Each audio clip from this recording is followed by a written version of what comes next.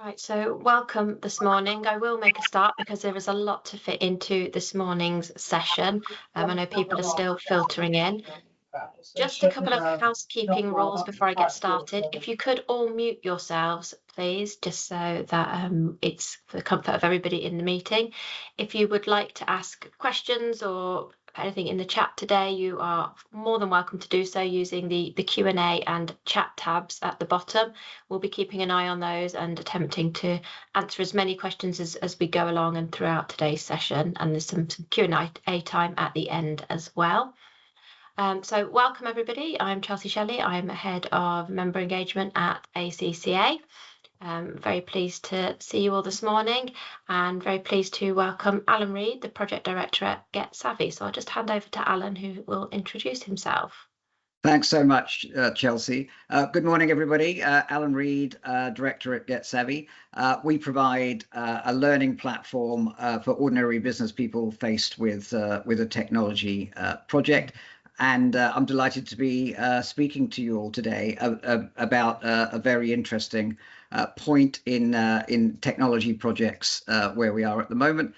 There's an awful lot of change going on. Everyone's talking about AI and how it's affecting businesses. We're running any number of AI-driven projects now.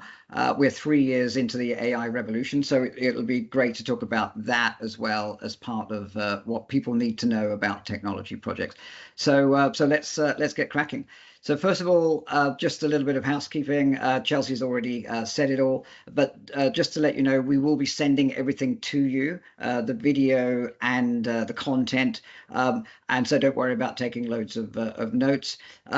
The one thing I want to cover as well is that the ACCA have negotiated a member benefit to members, which is essentially you get a £50 off voucher for simply being an ACCA member and attending this webinar for our self-paced course, which is called Managing Technology Change Projects for Business People.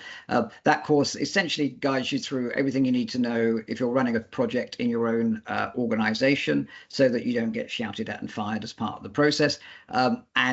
Essentially what we do find is that finance people are particularly susceptible to being pushed into the front of a project and made responsible for it. So do yourself a favor and get some support for that. As it says here as well, you also get 9 hours of CPD recognition for the course as well.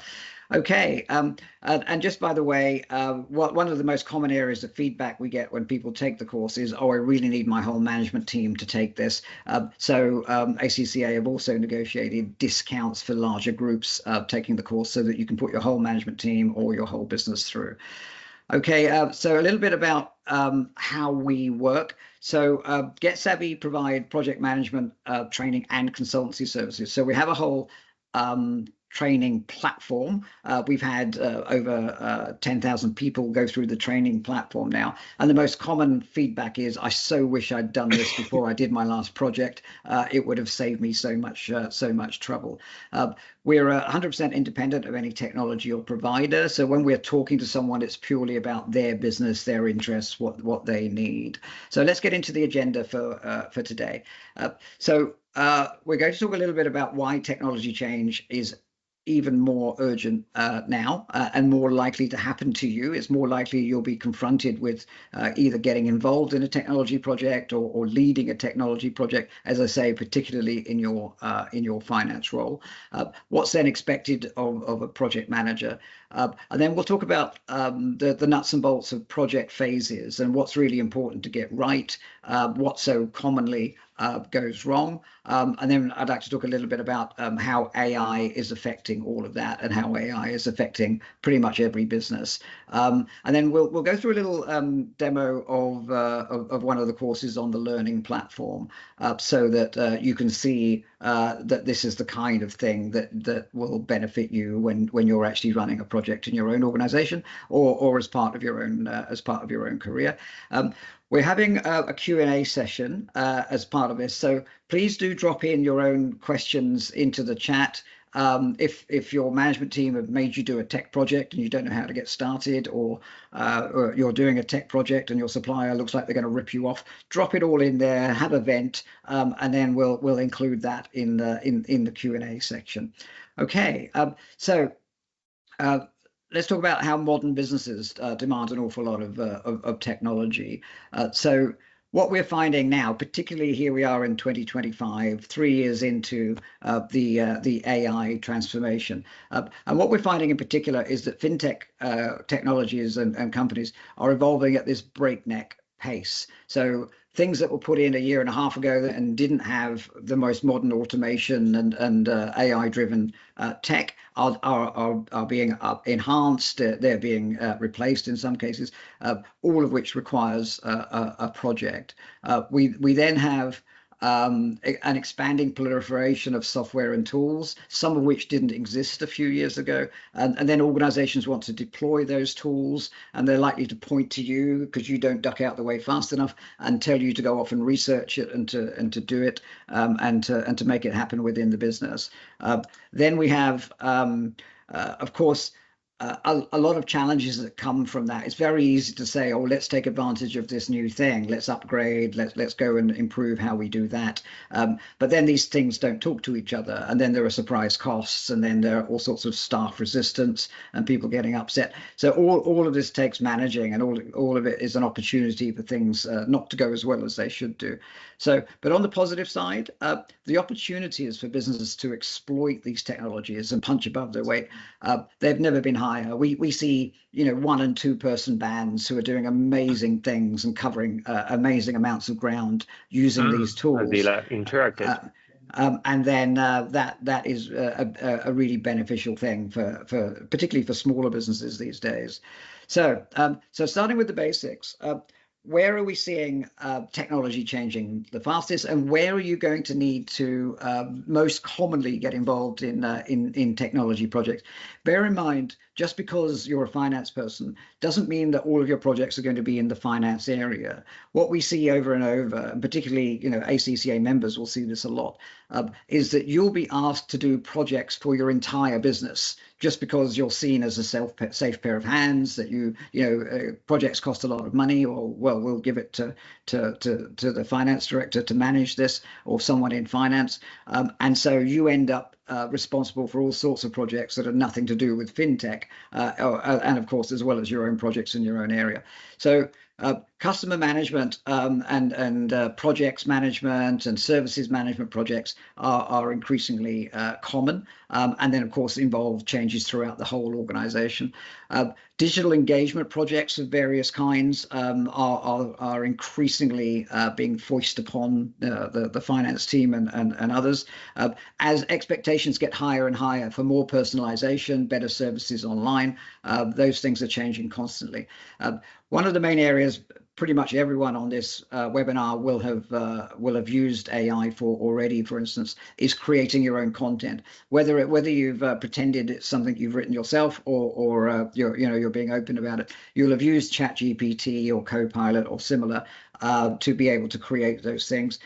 It's now become part of the mainstream, so it's now expected that people are able to master those things and use those things. Outbound comms, being able to communicate with potential customers, with your actual customers. So you'll often get internal people within an organization saying, we must be able to do this better, we have to run a project on this. And then of course analytics and reporting. One of the things that the modern tools have done in the last few years is push back the line where you need a real expert to do things. So in Excel, you can do a pivot table verbally, to take a trivial example. You can just ask it in plain English. So it's pushing back the line where you need a real information architect and data analyst. And so those projects are being implemented all the time to achieve that, to allow ordinary people without data skills to be able to get their hands on their own data and analytics. So all of these technologies are changing very rapidly now. They must all work together, and they all require a project. So How do you keep up with all of that? Well, the answer is you're going to have to get good at technology change. And if you're looking after your own career or looking after your own business and practice, then this is going to become an ever more critical aspect of being successful. So let's talk about how to approach a tech project in your own business or your career.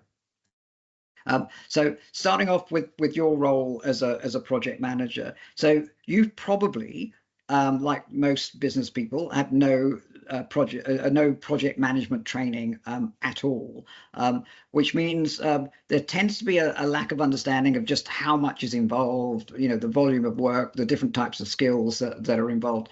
But you can actually be a very effective project manager just by taking a little bit of training and help, and using your existing skills to a significant degree. So being that better organized version of yourself, being the person who says what you're going to do and actually does it when you're supposed to do it. Also, an awful lot of the skills required are about, and this is where people find it most difficult, is about the people side of you shouldn't be doing all of the work yourself. If you are, your project's going to fail. So it's going to need a project team. Whether you're within a project team or leading a project team, you're going to need to get the best out of people. And then, of course, people are busy. People don't want to do the work, etc. How do you manage all of that? And then, in addition, you've got the reporting and the monitoring. So all of these things are required in order to be a successful project manager. But get yourself some help and use your existing skills. You can do an awful lot. Chelsea, can I just get your comments for a second? So you, I know you've run organization-wide projects, and I know that you've had mixed enthusiasm levels with different people within the organization on your organization-wide projects. Can I ask, how much of that did you do from your own kind of business experience, and how much did you do as kind of formal project management training? Right at the beginning, it was exactly as you described, Alan, where somebody who maybe is the last person to step back when the request goes out there gets given the job of project manager, and that certainly happened to me. So at the very beginning of this, it was just my knowledge of the overall business or that particular team that put me in that position as project manager, which is quite an intimidating place to find yourself. Absolutely. Thinking, I now have to run this project. And, with a bit of common sense, you start to figure some of the basics out. You're going to need to get people on board with it. You're going to need a bit of a plan. But when you don't have that formal training or those formal resources to draw upon, it is a bit of feeling your way. And that makes everything else you need to do more difficult, because you're still trying to figure out the project and your role within that, as well as delivering. And that includes getting people on board. So as a project manager, you're trying to get buy-in from a team, from a staff group, whilst also trying to figure everything out yourself. So at the very beginning, that's not an ideal, but it's very common. And then, the more you do, and then you start to look around and you find some training and support that helps you, and that process gets easier. But yeah, getting a buy-in, I would say, is probably one of the more difficult challenges within projects. Absolutely. And don't forget, of course, and I know from your own projects, there's a lot of money at stake. It's very high profile. It's getting a lot of attention. And if things go wrong, it's very easy to be in the firing line. So yeah, no pressure. So how do we go about that? So what I've put on here is the typical project phases on a technology project. Now, some of these, if it's a smaller project and you're only putting it in for 2 people, then of course everything's very accelerated and can be done very minimally. If it's more across the organization, then all of these things will take their place. Now, these are the modules within the training course we suggest you take advantage of, and we're sending you the discount code following this webinar. So essentially, the online self-paced course goes through each one of these phases of a technology project and spends about half an hour on each. 40 minutes on each, where it's telling you everything you must get right, and for goodness sake, don't do that, and here's how you can make sure it works for you. So a typical project will have, shall we do this project or not? How much is it going to cost? And you might be required to do the research and the lobbying to get it going ahead, planning and resourcing, working out what it is you actually need, taking that to the market to a supplier, And then change management, which is the change management is the modern term for the people side of the project, making sure that people change how they work, they get on board, all of those points, Chelsea, you just made. Benefits management is also a key part of modern projects. It used to be a desperate rush to go live and then no benefits. Actually, you need to change how you run a project to make sure that you get a worthwhile outcome from it. The implementation itself is, and that includes all of the testing and changing the business processes and the integrations and data migration and all of those areas, which can be very complex. And then the go live, which is a huge opportunity to fall flat on your face. So how do you make sure that none of that happens? So Chelsea, I just want to invite you in, and I don't want to give you a kind of Vietnam War flashback of all the horrors of all the phases you've been through on your various projects. But if we could just talk about things that work and that don't work. So if we take, for instance, the business case, essentially getting people to recognize it's not just, oh, can we spend some money? It's the foundation of your project where you're defining it, where you're saying this is what we're going to do, this is how we're going to do it, this is what could go wrong, this is what could go right, here is the scope, here's what is excluded. And we describe it always as a promise to your organization. If you spend this money, then the project team, maybe led by me, will deliver these benefits. And then, of course, you're obviously on the hook for that. So just really briefly, because we've got the phases to go through, when you were involved in that process in various projects, what have you found to be the main kind of challenge on the business case phase?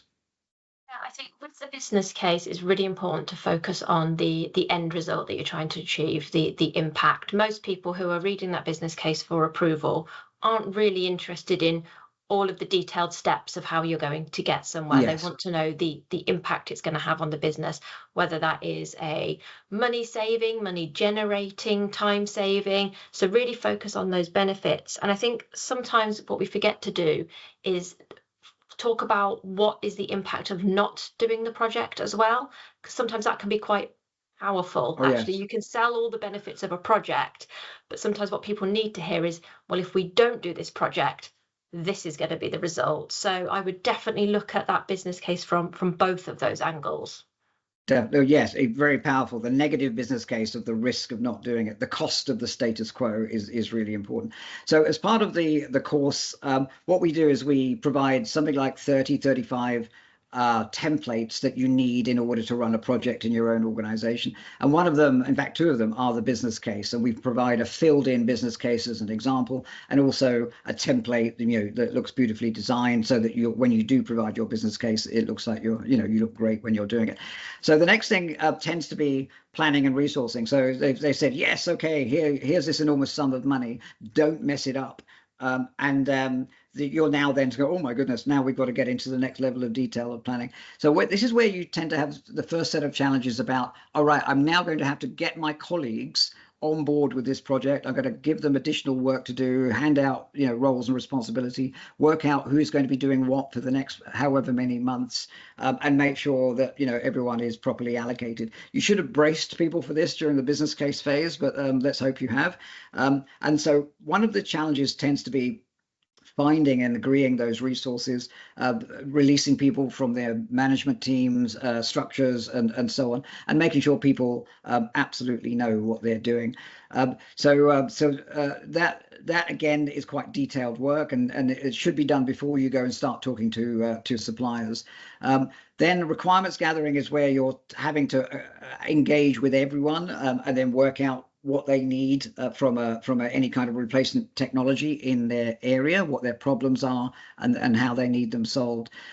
Chelsea, I know that there are common problems there where people insist on talking about their old system, and how do you separate them from that? So how have you found to making requirements gathering to be a successful exercise? What works in your experience? It's really difficult because often you're going through this technology change project because what you've got isn't working for you in some way. You need something new. But then when you try and gather the requirements, what I found is people then start describing exactly what they've got because yes, that's what they know. So it's very easy to say we need a system that does these three things that I currently do. So I think it's about asking some of the right questions. And sometimes it can be really helpful to get an external view on what are the right questions, because it's that classic, you don't know what you don't know. So it's helpful to have someone come in and go, what is it you're actually trying to achieve? So it's fine to say, oh, I need a system that, files all my invoices nicely. But actually, why do you need that? What's the end result of that? What is it you're trying to achieve? Because it might not be a filing system that you need. It's something else, that end result. So I think it's important to say, don't describe what you currently do, describe what you're currently trying to achieve, and then the system will figure out the best way to do that. Exactly right. So in the course module with this, it's exactly as you say. We say keep it at a business level, not at a system and features and problems level, and describe essentially your business processes. So exactly as you say again, one of the key things that's a challenge is how do you get the ambition level up? So if people are just talking about, oh, I wish you wouldn't crash all the time, that's really not helpful for your next supplier. So getting that ambition level, so that you're demanding the next thing, so that you're jumping into the next decade, not into the last decade. So all of those things are a challenge.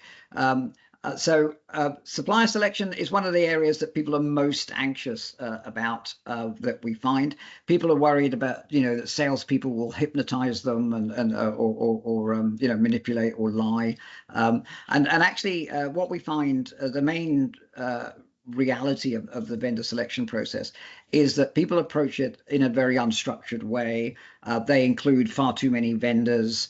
They're not clear enough about their requirements and the profile of the vendors they want. So we've seen organizations take a year on vendor selection, by which time everyone is exhausted and has forgotten what they what they saw at the beginning of the process and so on. So Chelsea, as you've seen in the in our course module and how we recommend it, there's a whole bunch of things about keeping it tight, keeping it focused, very much about the profile of vendors, so that you're only considering a very small number before don't throw it open to the world and so on. But the main challenge we've tended to find is that it is still very time consuming and will demand a lot of time from your colleagues in order to not have them feel like it was just imposed on them and that they didn't have any say.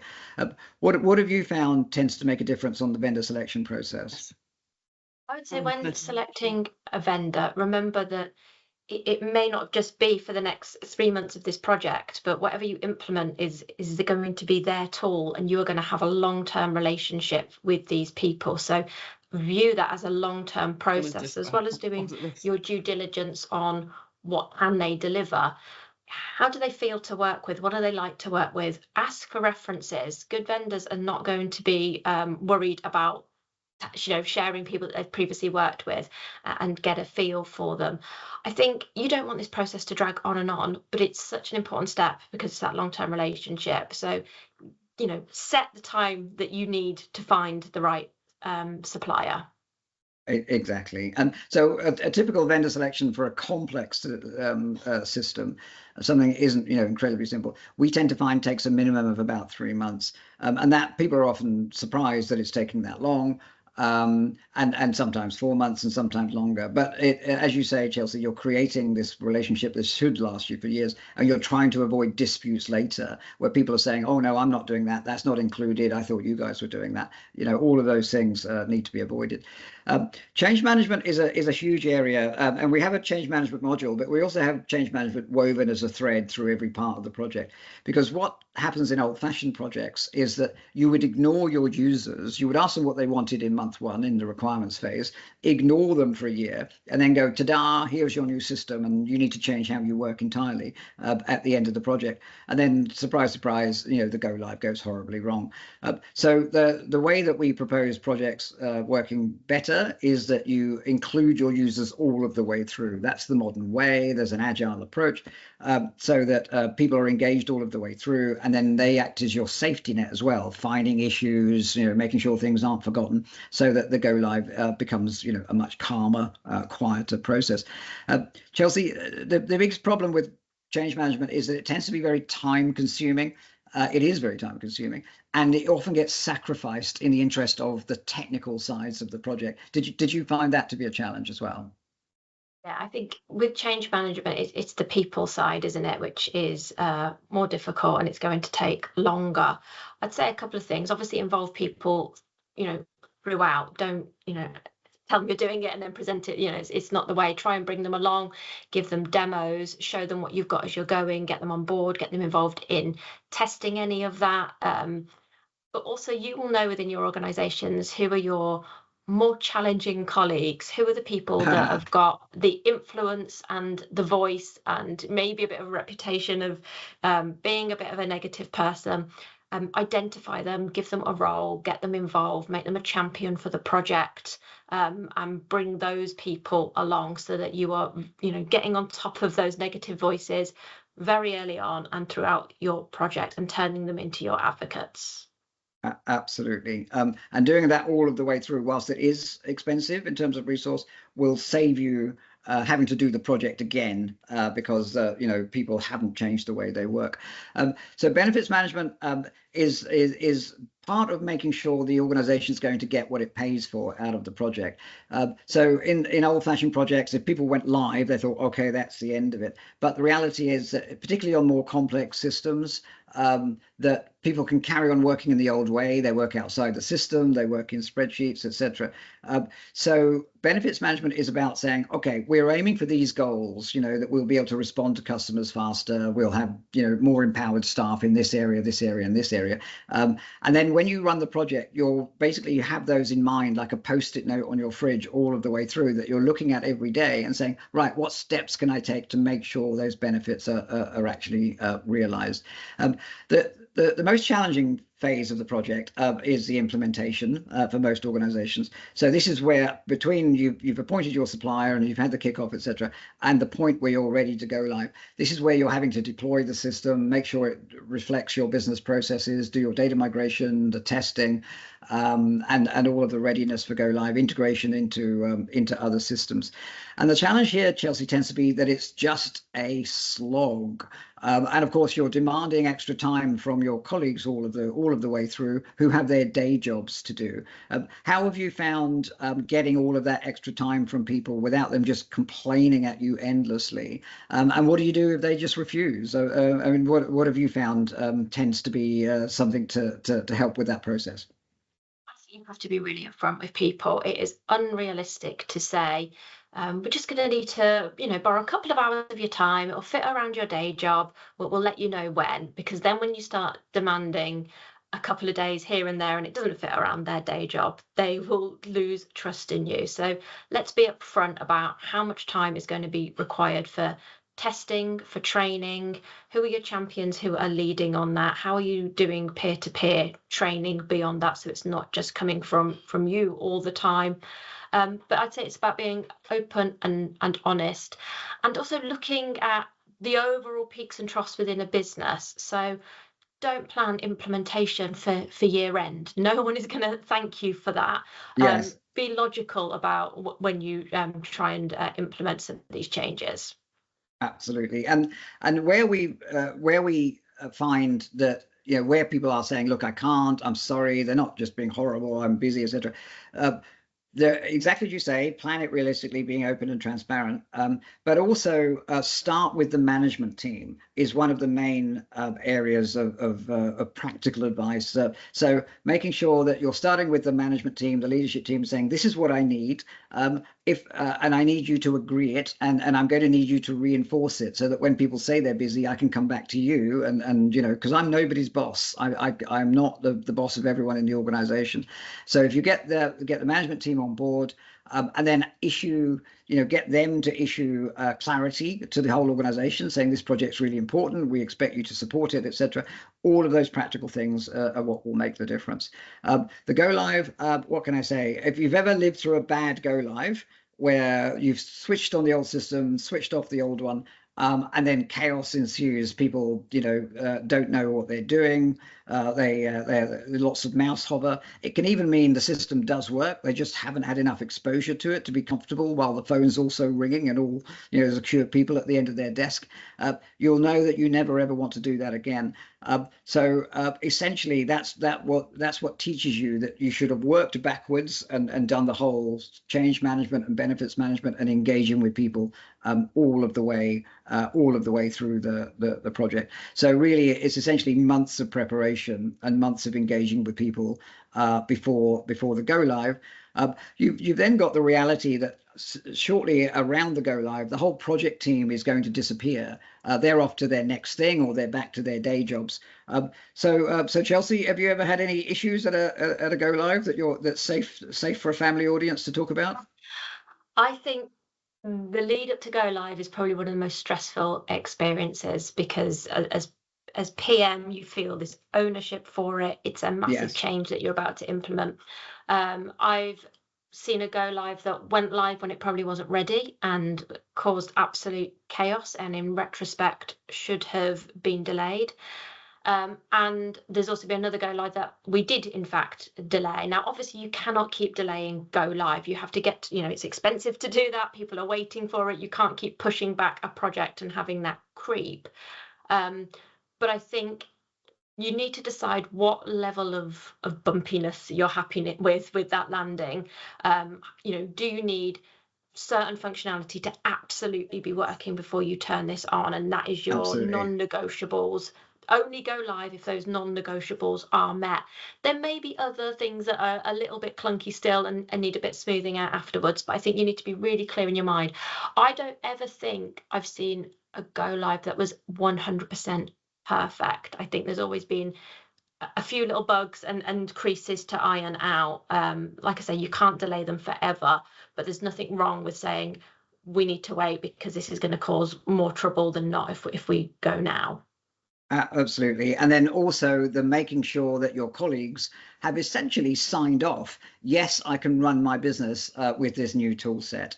Now, people hate signing things off. They hate taking responsibility. They'll say, aren't you the one with project in your job title somewhere? So surely you know. But unless colleagues have said in some way, yes, I'm agreeing, this seems to work for me, then of course you're in a world of trouble. So great, all great advice, Chelsea. Thank you so much. So really, from there, wrapping up some of the key points. Some of the most common challenges that people get is that the project is moving around from the point that it starts. People have these new ideas and realizations. Oh, wouldn't it be fab if we could do this? Or we should have said this in the requirements phase. And managing that is one of the key things. There's a whole series of project documents in the course that you can download where you track these requests, you track decisions that are made, because nobody will remember that you were super nice and said yes to everything when you're late and being harassed for the budget overrunning and so on. Then managing expectations is essentially really key. Don't be too nice on expectations. So it's always essentially saying, this is what it won't do. Let's be clear. We're going to keep it really tight at the beginning. We'll add things later. But it's always something to make sure that people are clear about. Give bad news early. So if things aren't going to go live on a certain time, say it as soon as you know it. Don't just pop up 10 minutes early. If things are going to be costed more, or the supplier is struggling with something, again, share it. Your role as the project manager is not to fix everything. Your role is not to have every problem be your problem. Your role is to report it, to work, to get people together to work towards solutions, to share it with the management team. Avoid stress by just adopting some habits that make a huge difference. Starting small, we always suggest going live with the smallest set you possibly can, and then work closely with your management team. Don't be the Lone Ranger. Don't be the person who thinks everything's on my shoulders. If the supplier pops up and says, oh, it's going to cost an awful lot more money, that's not your fault. It's your responsibility to manage it with your management team. So, having that recognition can make all of the difference for how well you do the job and how much stress you experience all of the way through. Chelsea, are there things from there that you started off thinking one way and then recognized later you should think a different way once you've done a project or three? think in the early days, scope creep is a big issue because as you start making changes, people ask for more, what seems like little tweaks, and you want to keep everybody happy, you want to keep them on board. You go, oh yeah, I'm sure we could roll that in. Yes, we can do that. So firm boundaries is definitely something I've learned throughout these projects, and being very clear on what's in phase one, what comes next. Great. So please do carry on dropping your questions into the Q&A, by the way. If you're finding yourself in this position of being lumbered with a project or faced with a project, or you're thinking, this will be a great addition to my career, which it is in general, because if you're going to be in a management role, you're going to need to manage change, which will involve managing technology projects. So please drop your questions into the Q&A. The importance of staff motivation on tech projects. The biggest challenge people, we've done surveys on this. The biggest challenge people think they're going to have before they've been involved in technology projects, they imagine the biggest problems are going to be with the supplier. And then after they've done tech projects and they've been surveyed again, it turns out the supplier wasn't the biggest problem at all. It's always their colleagues that were the biggest problem, not because they're evil people trying to mess up your project, but because they're busy and they don't really understand the project and they don't really understand why they should be spending time on it or the benefits to them. So if you're going to get good at tech projects, you have to learn a little bit about some practices and tips and ways of working to get staff motivated and on board. So part of that is recognizing change is inevitable, particularly in the fintech sector and any related business. So navigating it is crucial for the success of your projects. It's not just about putting in the tech, it's about making sure that people change how they work, or if it's externally facing tech, that your customers are able to engage in a different way. If those things aren't achieved, then even if you've got live, it's been a waste of time. The project has failed. So then what really matters, projects need to include strategies, techniques, and a constant process of ensuring user adoption. Now this, and motivating people and working towards positive outcomes.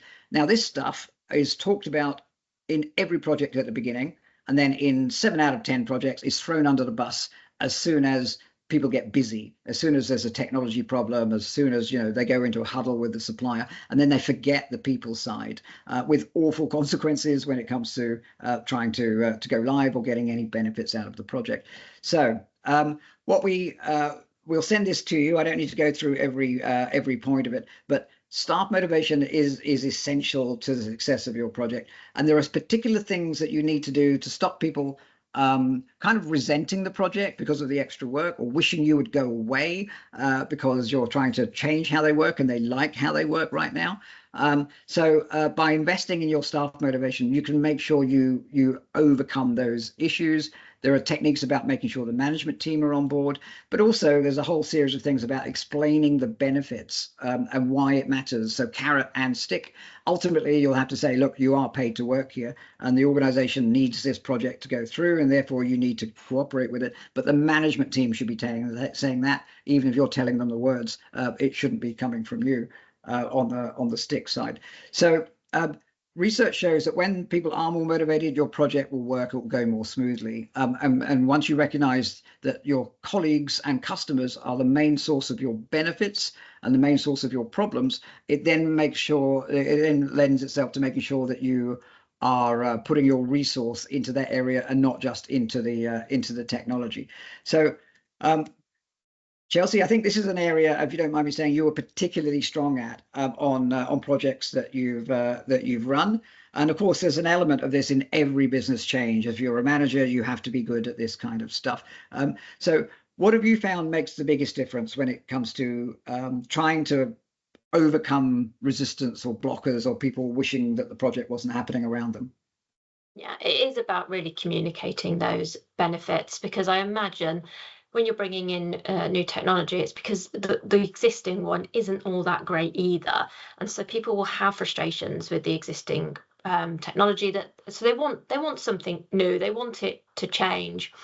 So as well as sort of identifying those more loud negative voices, it's really good to have that chain of communication in place. So keep very close to the project, know what's going on a daily, weekly basis, all of the ins and outs of it.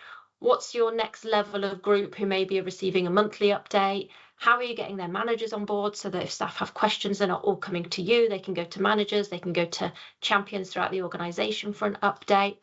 Are you having those sort of town hall style meetings where you're gathering people together and giving a verbal update? Are you having a regular, section in the staff newsletter just to say where things are at? Is there a feedback mechanism for people to ask questions as well as you give that information? So it's a two-way process. So I would say don't rely on just one channel, one way of communicating. Put it everywhere you can. Keep those key updates going out to people and ensure that you've got managers and more vocal staff absolutely involved and supportive of that project. Absolutely, really, really key. And I can see the questions coming in on the Q&A are really, people can be in very stressful situations where there's the people side of the project isn't getting managed as well as it should be, and people are lacking senior management support. It's very common that, well, I hope it's not common in your projects, but essentially the management team will give you something to do and then run off with their fingers in their ears and won't recognize their role in the project. So quite a lot is making sure that they are, consistently supporting you through the project, as well as the points you just raised, Chelsea. Thank you. So then let's have a little bit of a gear shift and talk about what's happening with AI. Pretty much any technology project you do today will have an AI element, because suppliers know they cannot sell their widget if somebody else in the market has got an AI add-on to it or an AI element to it, and they're not going to sell their widget. So every product out there now has a strong AI element. Some of it is native and inbuilt and has really transformed the tools. Some of it is just window dressing. So, but it's going to be there in pretty much anything you take on, and it also makes it much more likely you're going to have a project in the first place, because it's such a whatever cliche you like, it's such a change to how people work, such a vast change to productivity that people are changing systems more quickly to take advantage of it. So let's talk about introducing AI in your business and practice. So it's becoming an invaluable competitive asset for pretty much every business. What we're seeing is that the businesses that adopt it quickly are having an advantage for a year or more, whilst others will catch up. So it changes how people operate, how services are delivered, how people understand and analyze their own data, how they personalize engagement. It's only going to expand. It's going to become a key area for increasingly. You must be in control of this, and if you are going to be faced with a technology project, it's something you'll need to understand. So let's talk about some benefits of modern AI tools, whether it's a finance management and accounting system, whether it's an analytics system, whether it's a customer engagement system. And bear in mind, you're going to get involved in projects that are not to do with your own area. So personalization is a big thing. If you look at an average customer database, let's say you've got 10,000, it might be 1 million customers in there. Really, those customers should ideally be split into maybe 100 or 150 groups who should all be treated slightly differently based on the data, but no one's got the resource to do that. So now with AI, you do have the resource to do it. So you can personalize your engagement, personalize your messaging to them. Automation of everyday tasks, customer services being tailored, content being tailored, vastly more volumes of content being produced than ever before. And then, of course, in things like intelligent recommendations, online bots for service inquiries. Some of this stuff can be misused and can go wrong, etc. But as I say, we're now 3 years in, and it's becoming a mature part of most businesses and most offerings to the businesses. Just some really common examples of AI in daily use, and to think of it as a productivity tool. So what it is and what it isn't. So essentially, AI is something that a lot of people were talking about a couple of years ago, as in we're going to see, and me included, by the way, we're going to see vast amounts of people out of a job. Where this thing can write a contract in seconds, it can write a report in seconds, and what we found in reality, pleased to say I'm wrong, is that the change, and somebody on a recent webinar said this, so I'll steal it. The change isn't going to be replacing the person with AI. The change is going to be replacing the person, if they're going to be replaced, with another person who knows AI. So it's that productivity element. That it's the difference between someone who used to do things in a paper ledger and someone who does things in a spreadsheet. You're going to get the person who does things in a spreadsheet to do the job for you. So just as basic stuff, things like Word. Here are the things that modern Word can do with Copilot. Summarize it. Tell me what the takeaways are. Can you make this shorter for me? Can you and you just tell it in plain English what you want, and it'll rewrite the thing for you. So it's not just the kind of repository for a Word document.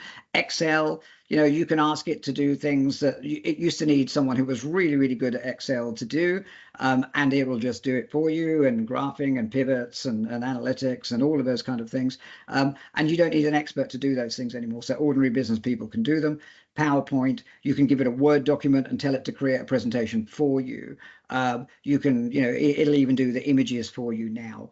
You can just describe what you want to create a PowerPoint for, and it'll structure the whole thing for you. So these things are standard. They've been around for a long time now, a year or two, and they're increasingly what people are expected to be in control of. So some key considerations. AI is not simply good or bad. What we advise clients when we're doing AI projects is have an amnesty. Tell people, we understand you're going to use GPT to write things. Let's do it in a managed way. Let's focus on curating the content, making sure that it's correct, put rules around it. There are ways that you can train your GPT so that it knows your business language, knows your data. And so you get an awful lot more out of it without people having to do it under the desk. You've got to persuade people that we just treat it as a tool. So yes, we do expect more content from you, but we're not going around handing out P45s. We're just going to change how we work and be able to do more of what we'd like to be able to do. And of course, you still need a human being for an awful lot of things. And so what we haven't seen is the big change in employment patterns because of it. We've seen big improvements in productivity for those organizations that are taking advantage of it. So essentially, in pretty much every area here, we're seeing AI make the big difference, and of course you can't really be unaffected by it. So Chelsea, could I ask you, in terms of ACCA members and what you're hearing from your members around the topic of AI, are they hearing it as something they're anxious about? Is it something they're excited about, or they just wish it would go away? What are you hearing, please?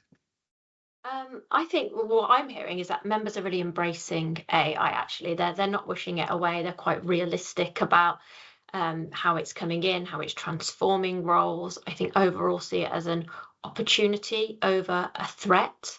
It can help with automation. It can help supporting decisions.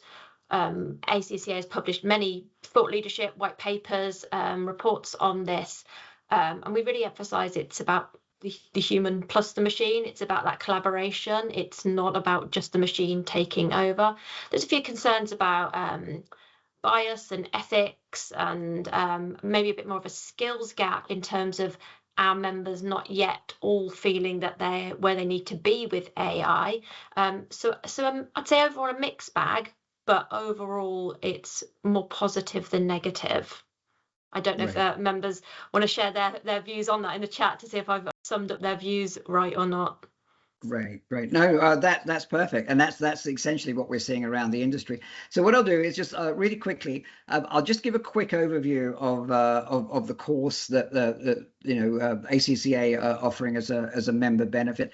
And remember, you get a £50 discount with the token. So that essentially means that the course is available for something like £75 for a month.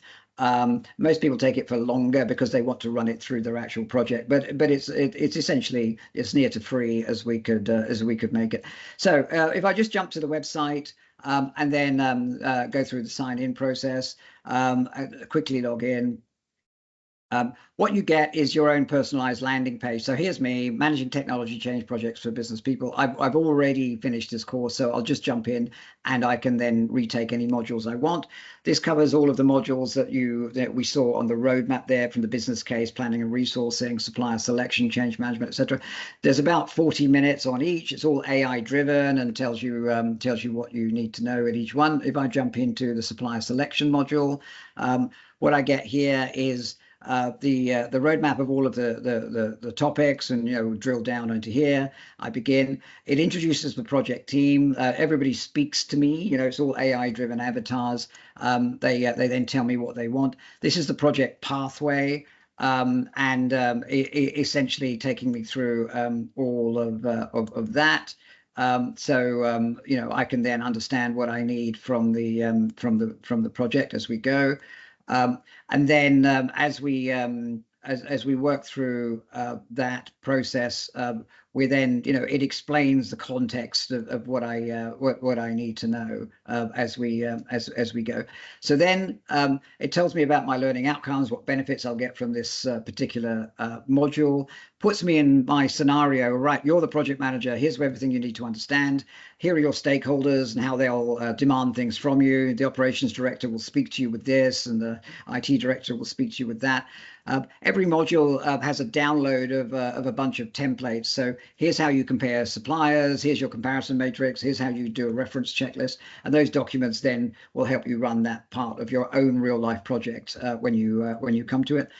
Takes you through a methodology, our methodology for how to run a vendor selection without being tripped over and then having disputes later, as I say.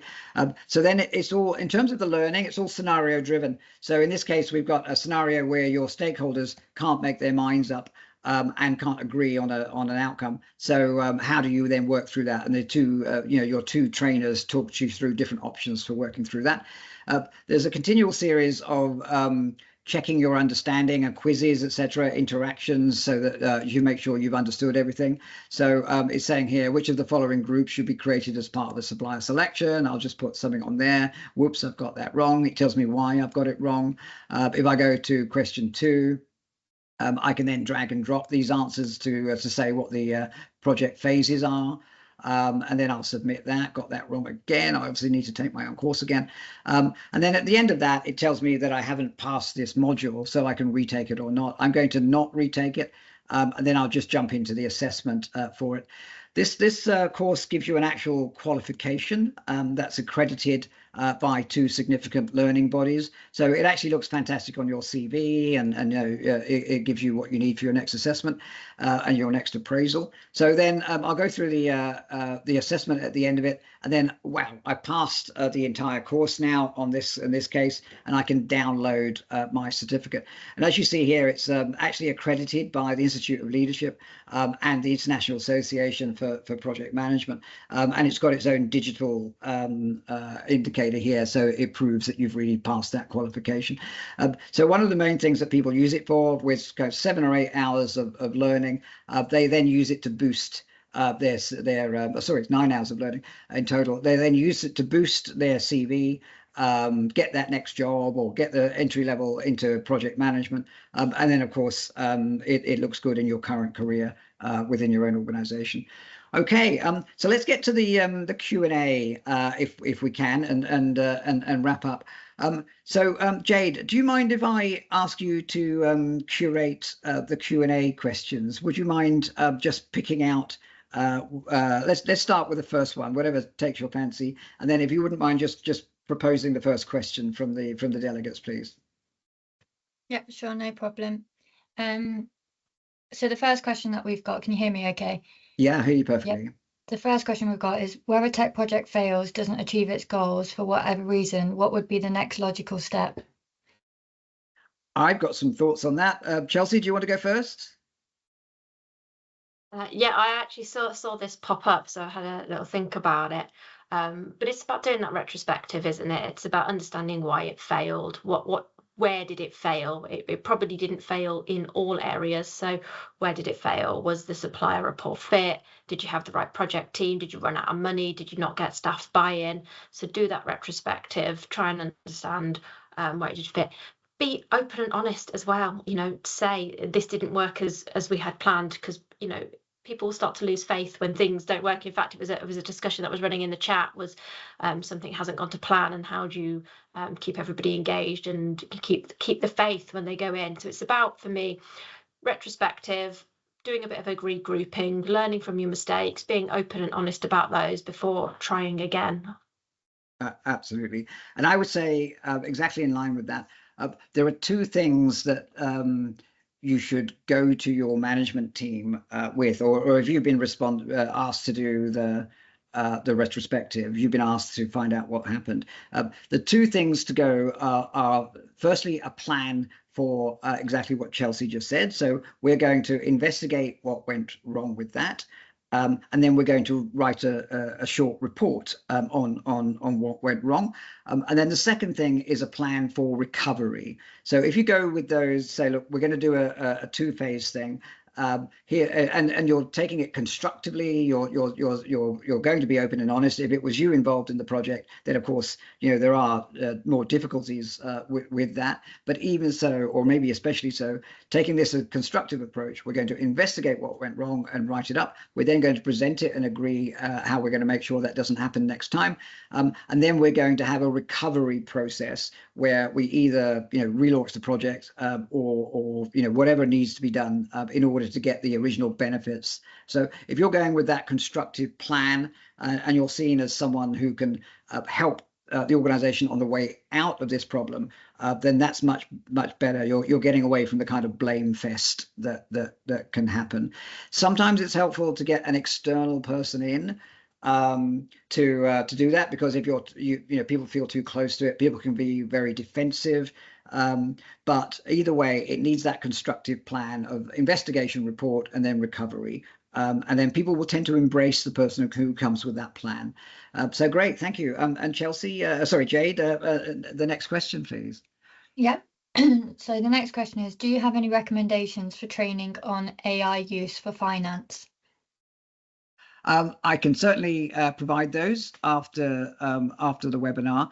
I would say do the general course because, you know, it's been made very inexpensive, etc., and it gives you that course, that project overview, because all projects, even AI driven projects, will have, okay, how much is this going to cost? What are the benefits? How are we going to make sure it's not going to fail? Vendor selection or some kind of selection process, and then how to get the best out of your colleagues and implement it. So you'll need to know that anyway, but happy to drop in some pointers on the follow-up email on we tried hard, while being independent, we try hard not to, you know, actually recommend organizations, but we can recommend resources where you can find organizations. We also have quite an extensive resources on AI for finance professionals, AI for accountants in the ACCA Learning Hub. So it's worth just going into our learning and typing in AI for accountants, and you'll find some specific courses there too. Fantastic. And in fact, we can drop that into the follow-up email as well as a reminder. That's great. And there are some really, really modern, valuable resources in there I've seen as well. So great. Jade, yes, please. Okay, and this is the last question we've got. What would you advise, or do you have any tips on auditing a tech project? In terms of auditing, that suggests it's a little unclear. Of course, this is the nature of text questions. Do you mean all of the way through? So monitoring the success or monitoring progress or watching out for problems, or auditing after it's finished? So to answer briefly on both, so what we cover in the course is, and we provide templates for this and so on, are various documents that are vital. They're your friends and will save you from all sorts of trouble for monitoring and reporting on progress throughout the project. Everything from a risk register to an actions log and decisions log to a budget tracker to a forecast of revenue and so on. So it is vital to keep these things fed and watered every single week. And if you get into the habit and the documents are well designed, they can save you an awful lot of time, and it won't take much time to do it. But it'll also make sure that you're aware of what's going on and you can forecast into into the future. In terms of auditing after the project, that tends to be a case of comparing what you promised in the business case. So we promise this amount of efficiency, this amount of benefits to staff, this amount of benefits to customers, and then actually tracking were those benefits delivered and at what cost, and what did it mean in terms of resources. So we would always recommend that as part of wrapping up your project is to go back to your business case and see how you did compared to the wild promises you made when you were asking for the money. Chelsea, do you have any additional comments on that? Just on that, I think they've just clarified it is after the project has finished. And I'd say you should have at the very beginning had those clear metrics of what would make your project successful. So what budget were you trying to work to? What time were you trying to save? What outcomes were you looking for? And that's really your checklist at the end to say, were we on budget? Were we on time? Have we delivered what was asked? Is this working? We said this would save us 3 days a month. Is it saving us 3 days a month? So it's really... Exactly. If you have a clear goal at the start, the auditing at the end should be very easy to know whether you achieved it or not. Absolutely. And usually those things are defined in the business case, or it can be in the PID, and then going back and exactly as you say, measuring against those. Fantastic. Thanks so much for the questions. Chelsea, I'm just going to ask a few quick fire questions just to wake people up right in the final minute. So kind of 10-second answers. You've already answered that. What are your members saying about AI? That's really good. What have you found to be the importance of project and change management skills to ACCA members? Is it something you're hearing about? I think the fact that these webinars in themselves have had a huge response shows me that the ACCA members are finding themselves in positions of being project managers. So it's really important to them to have these skills within the business. I think it's just a good skill to have generally, isn't it? Absolutely. If you're going to be successful in management, you're going to need these skills. Do you regularly hear of your members being kind of thrust into projects? And there's already some talk of that in the Q&A. So even though finance people are not automatically good at projects, it's something that you're more likely to find yourself in that position as a finance person.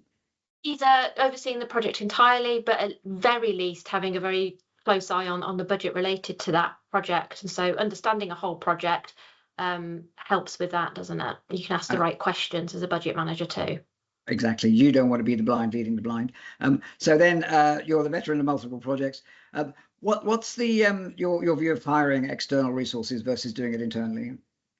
I think what I would say is whether it's external or internal, the person who is PM needs to be given that time. You need to release them from their day job if they're going to be project managing, because you can't do both. And so maybe you need to bring in someone external with those skills, but at the very least, if it's internal, free them up from everything else, because this will take a huge amount of their time. Absolutely. And if it's their first project, etc., it might then need to be a full-time role. People side issues, we've talked about that already. So you and your colleagues have had access to the GetSavi course, Managing Technology Projects for Business People. Has it helped? Did it give people more of an overview? I think it's very much, it's that checklist. It's everything you could possibly need to know about running a project. So you're not going to forget anything. It's got the checklist. It's got very useful templates. You're not creating things from scratch. So I think it definitely makes the difference. Fantastic. Thanks so much, Chelsea. Okay, just a final reminder that there are benefits to taking the course as an individual, discounts for that, and also for groups. And then I just want to thank everyone for attending. We'll provide all of the materials after the webinar. Please do take advantage, do yourself a favor, and take advantage of the discount offer. Free job aids and templates from the course will be provided as part of the follow-up. So even if you don't do the course yourself, we hope you'll benefit from those. Take advantage of the CPD hours as well if you do the course. And then we look forward to seeing you at Accountex, May 14th and 15th at the Excel Centre. Chelsea, thank you so much for your insights and comments. And Jade, thank you so much for facilitating and making it all run smoothly. And thanks everybody for attending. Look forward to seeing you at the next one. Thank you, Alan. Thank you, everyone. Enjoy your day.